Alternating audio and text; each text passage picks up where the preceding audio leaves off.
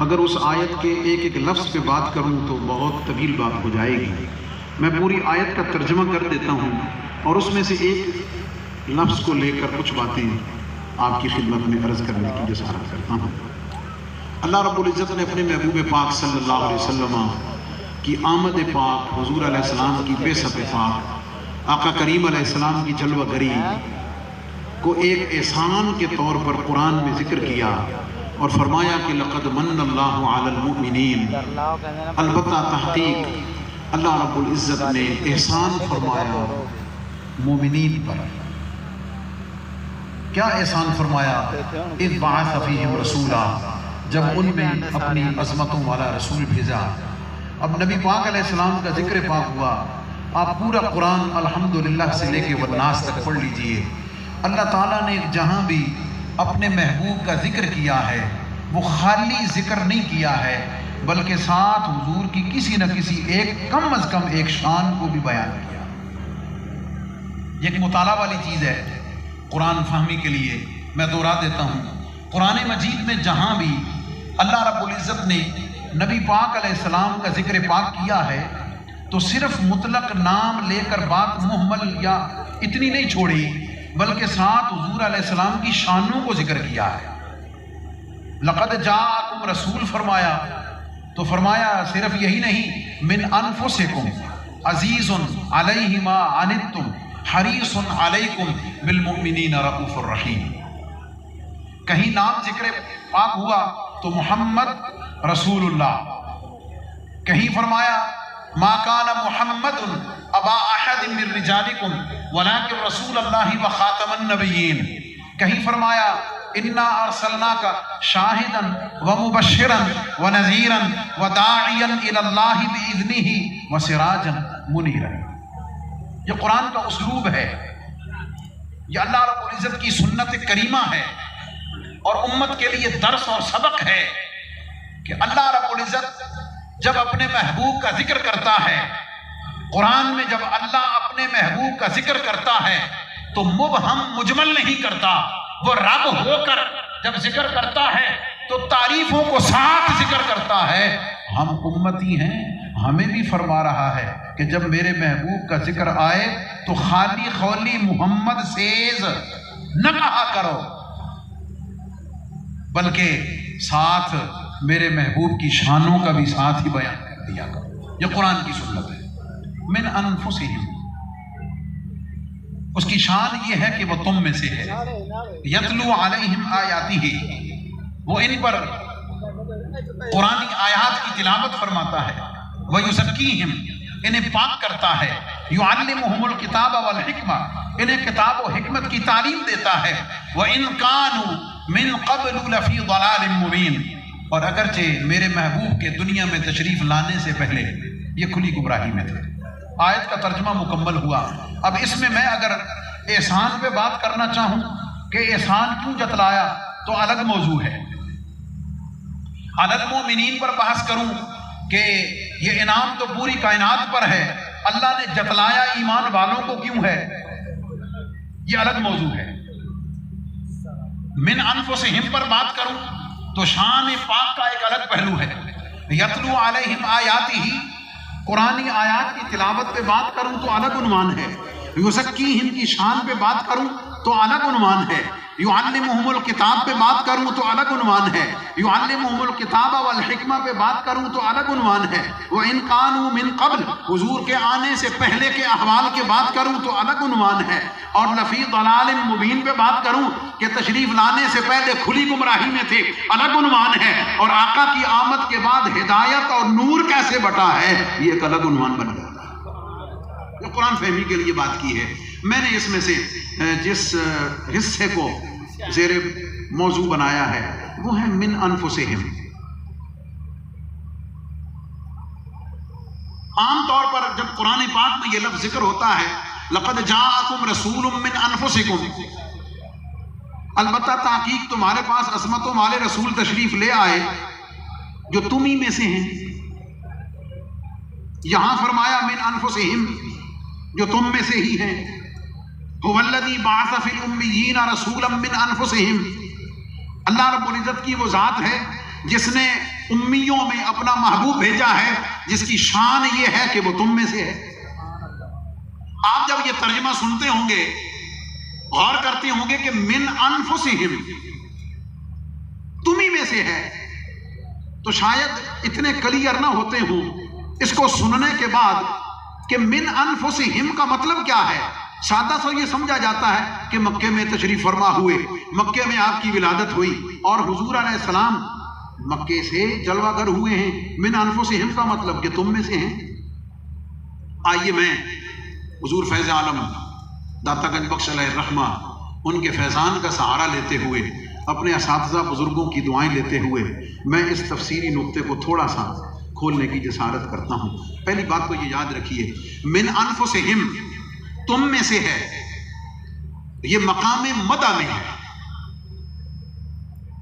مقام مدح کا مطلب یہ ہے کہ یہ حضور علیہ السلام کی اللہ نے تعریف کی ہے۔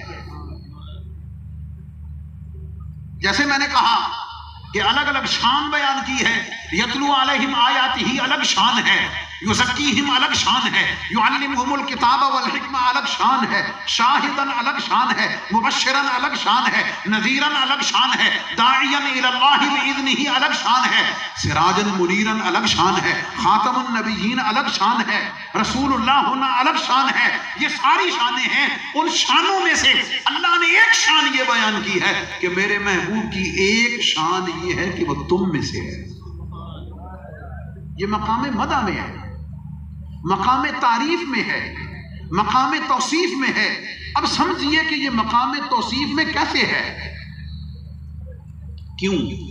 بعض لوگوں نے یہ سمجھ لیا کہ من انفسہم میں کا مطلب یہ ہے کہ تم میں سے ہے۔ یاد رکھنا، تم میں سے ہونا الگ مفہوم ہے اور تم جیسا ہونا الگ مفہوم ہے۔ اچھا، چونکہ پنڈال بہت زیادہ ہے، ہوا فضا بہت کھلی ہے، اور یہاں یہ کہنا کہ سبحان اللہ کہہ دیجئے، میرے خیال میں تحصیل حاصل ہوگا، کیا خیال ہے؟ لیکن چونکہ حضور علیہ السلام کی تعریف، سمجھیے گا ذرا اس بات کو کہ یہ مقام مدح میں کیسے ہے، اور جملہ قابل توجہ، من انفسہم، تم میں سے ہے، تم میں سے ہے، یہ الگ چیز ہے، اور تم جیسا ہے یہ الگ چیز ہے۔ اللہ نے یہ نہیں کہا کہ میں نے اپنا جو محبوب بھیجا ہے وہ تم جیسا ہے، اللہ نے فرمایا من انفسہم، وہ تم میں سے ہے۔ اور جہاں قرآن میں اللہ نے کہا، میرا قرآن پاک میرا پسندیدہ موضوع ہے، اس کو پڑھنا، اس کو سمجھنا اللہ کے فضل سے، تو اللہ نے جہاں قرآن میں اپنے محبوب کی زبان پاک سے کہا ہے قل انما انا بشر مثلکم، محبوب تو اعلان فرما دے کہ میں تم جیسا ہوں، آپ اعلان فرما دیں کہ میں تم جیسا ہوں۔ اب اپنی زبان پاک سے یہ کہلوانا کہ میں تم جیسا ہوں یہ الگ مفہوم رکھتا ہے، رب کا یہ کہنا کہ وہ تم جیسا ہے جو نہیں کہا وہ الگ مفہوم رکھتا ہے۔ رب نے یہ دونوں باتیں نہیں کہی ہیں، رب نے کہا ہے من انفسہم، تم میں سے ہے، لیکن کبھی اس غلط فہمی میں نہ جانا کہ وہ تم جیسا ہے۔ یہ دونوں الگ الگ چیزیں، میرا موضوع یہ نہیں، اس لیے میں اس کو کھولتا نہیں۔ من انفسہم مقام مدح میں ہے، مقام تعریف میں ہے، مقام توصیف و ثنا میں ہے۔ وہ کیسے ہے اس کو سمجھنے کے لیے تھوڑی سی ایک تمہید عرض کرتا ہوں تاکہ یہ میں سمجھا سکوں کہ یہ مقام مدح میں کیسا ہے۔ عمرانیات کے جو ماہرین مفکرین ہیں ان کا اس بات پر اتفاق ہے کہ بچہ، انسان کا بچہ جس ماحول میں پیدا ہو، جس معاشرے میں وہ پلے بڑھے، جس گھرانے میں وہ پروان چڑھے، اس کا بچپن، لڑکپن، جوانی، وہ وقت جس گھر میں، جس ماحول میں، جس انوائرمنٹ میں ہوتی ہے، اس انسان پر اس معاشرے اور ماحول کا اثر ضرور ہوتا ہے۔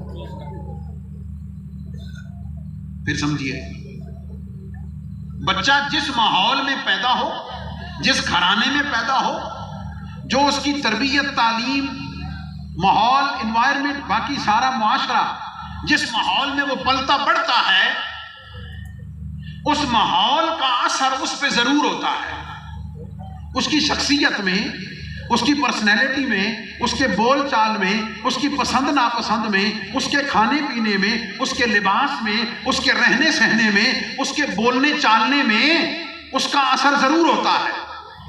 پتہ چلتا ہے کہ یہ کس ماحول میں رہنے والا ہے۔ میں اور آسان کر دیتا ہوں، اس پر بھی اتفاق ہے، سب سمجھدار لوگ بیٹھے ہوئے ہیں۔ اگر کسی انسان کے بچے کو پیدا ہونے کے بعد جنگل میں چھوڑ دیں، جہاں حیوانات رہتے ہیں، وہ انسانوں میں نہ رہے، اس کی عمر 25 سال بھی ہو جائے، 30 بھی ہو جائے، جب وہ کسی انسان سے ملے گا، اگر وہ کسی سے پہلے نہیں ملا ہوا، وہ انسانوں جیسی گفتگو نہیں کر سکے گا، وہ جانوروں جیسی آواز تو نکالے گا۔ کیوں؟ اس لیے کہ انسانوں کی آواز، الفاظ سیکھنے کے لیے یہ ضروری ہے کہ وہ انسانوں میں رہے اور انسانوں کی آوازوں کو سنے۔ 5 سینسز میں سے جو سننے کی حس ہے، اس کے ذریعے سے اس پر الفاظ پہنچے، الفاظ کا مجموعہ اس کے دماغ میں اکٹھا ہو، پھر مضمون بنے، عقل حاکم بن کر فیصلہ کرے، اس کے نتیجے میں اسے چھوٹے چھوٹے جملے بولنے آئیں گے، پھر وہ گفتگو کرنا شروع کر دے گا، پھر فصیح و بلیغ، مقرر، خطیب بھی بن سکتا ہے۔ لیکن اگر وہ جنگل میں ہے، انسانوں میں رہنے والا نہیں ہے، اس کی عمر 25، 30، 40، 50 سال ہو جائے، وہ ایک لفظ بھی نہیں بول سکتا، اور اس کے رہن سہن میں، اس کے جسم میں، اس کی حیات میں آپ کو حیوانیت جھلکے گی کہ یہ انسانوں میں نہیں رہتا ہے، یہ حیوانوں میں رہتا ہے۔ چلو اور آسان کر دیتا ہوں، جو شخص بہرے ہوتے ہیں اللہ کی طرف سے، جو لوگ بہرے ہوتے ہیں، جو سن نہیں سکتے، وہ بول بھی نہیں سکتے، حالانکہ ان کی بولنے کی حس موجود ہوتی ہے، وہ اپنے طریقے سے آوازیں کچھ نہ کچھ نکالتے ہیں، لیکن وہ زبان سے الفاظ نہیں ادا کر سکتے، اس لیے کہ وہ انسانوں میں رہتے ہیں، لیکن ان کے کانوں میں انسانوں کے الفاظ نہیں پڑتے، وہ سن نہیں سکتے۔ جب سن نہیں سکتے تو بول بھی نہیں سکتے۔ واپس پلٹیے، عمرانیات کے ماہرین کا اتفاق ہے کہ انسان کا بچہ جس ماحول میں رہے، جس معاشرے میں رہے، جس کلچر میں رہے، اس کا اثر اس پہ ضرور ہوتا ہے، پتہ چلتا ہے، جھلکتا ہے۔ بلکہ اب تو اگر میں یہ کہہ دوں آپ کو کہ اگر کسی شخص کے 2 بچے ہیں، ایک پاکستان میں پلتا بڑھتا ہے، دوسرا باہر مغربی کسی ملک میں پلتا بڑھتا ہے، UK، امریکہ، کینیڈا وغیرہ میں پلتا بڑھتا ہے، وہ دونوں ایک ماں باپ کے بیٹے ہیں، لیکن اگر ان کی پرورش وہاں ہے، آپ ان کے بول چال سے، ان کے لباس سے، ان کے رہنے سہنے سے، ان کے انداز و ادا سے آپ دونوں کو سامنے بتا دیں، آپ کو پتہ چل جائے گا جو یہاں مشرق میں پلنے والا ہے وہ باپ کے ہاتھ چوم کر مل رہا ہے، اس کی تعظیم کا، رسپیکٹ کا، تربیت کا معیار کچھ اور ہے، اس کا لباس، کھانا پینا، وضاقتہ کچھ اور ہے۔ باہر رہنے والے کی اگر صحیح تربیت نہیں ہے تو اس کی وضاقتہ کچھ اور ہے۔ میں یہ بات صرف نقطہ سمجھا رہا ہوں کہ انسان کا بچہ جس ماحول میں رہے، اس کا اثر اس پہ ضرور ہوتا ہے۔ اور میں آپ کو سمجھانے چلا ہوں کہ اللہ تعالیٰ نے اپنے محبوب کی شان بیان کی ہے، من انفسہم، کہ یہ تم میں سے ہے۔ اس کو سمجھانے لگا ہوں کہ مقام مدح میں کیسے ہے۔ اب جب یہ اتفاقی بات ہے کہ انسان پر اس کے ماحول اور معاشرے کا اثر ضرور ہوتا ہے، اب اللہ رب العزت دعوت فکر دیتا ہے، اب اللہ رب العزت یہ چیلنج کرتا ہے، اب اللہ تعالیٰ یہ سوچنے، غور کرنے پر یہ اعلان کرتا ہے کہ اے لوگو، یہ میرا محبوب ہے، یہ میرا رسول ہے، یہ میرا پیغمبر ہے، اس کی شان یہ ہے کہ یہ تم میں سے ہے۔ کیا مطلب؟ میرا محبوب पैदा तो आमिना के घर में हुआ, विलादत तो मक्का मुअज्जमा में हुई, बचपन भी वहीं गुजरा, लड़कपन भी वहीं गुजरा, जवानी भी वहीं गुजरी, शादी भी वहीं हुई, तिजारत भी वहीं की, मुआशरत भी वहां ही है, मामलात सारे जिंदगी के वहां हैं, खानदान कबीला सारा वहां है, हर चीज तुम्हारी नजरों के सामने है। और वो मुआशरा ऐसा है, चोरी वहां, बदकारी वहां, डाका वहां, सूद वहां, दुनिया का कौन सा गुनाह है, कौन सा जुर्म है, अखलाकी कौन सी बुराई है जो उस मुआशरे में पाई नहीं जाती है। अब मकाम मदा में समझिए, अब मिन अनफुसिहिम की शान को समझिए।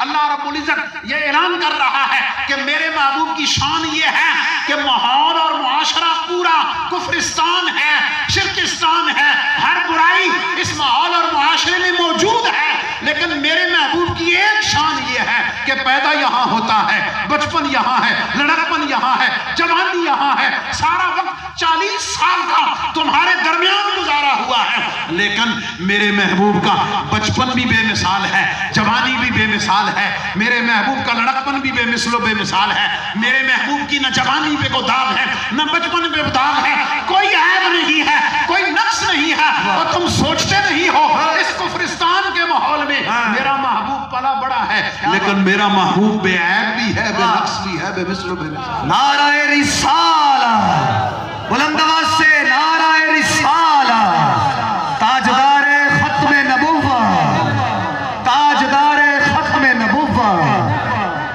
अल्लाह ताला ने मिन अनफुसिहिम फरमाकर दावत फिक्र दी है,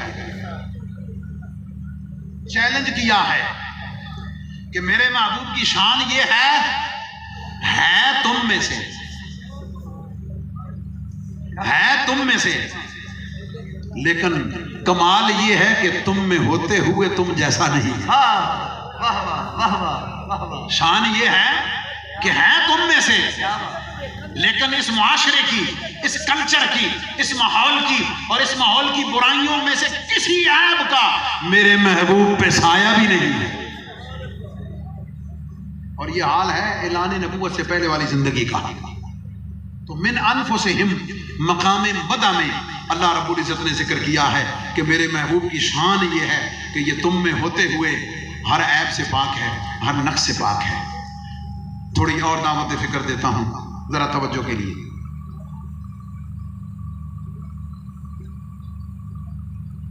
आइए जरा उनसे पूछते हैं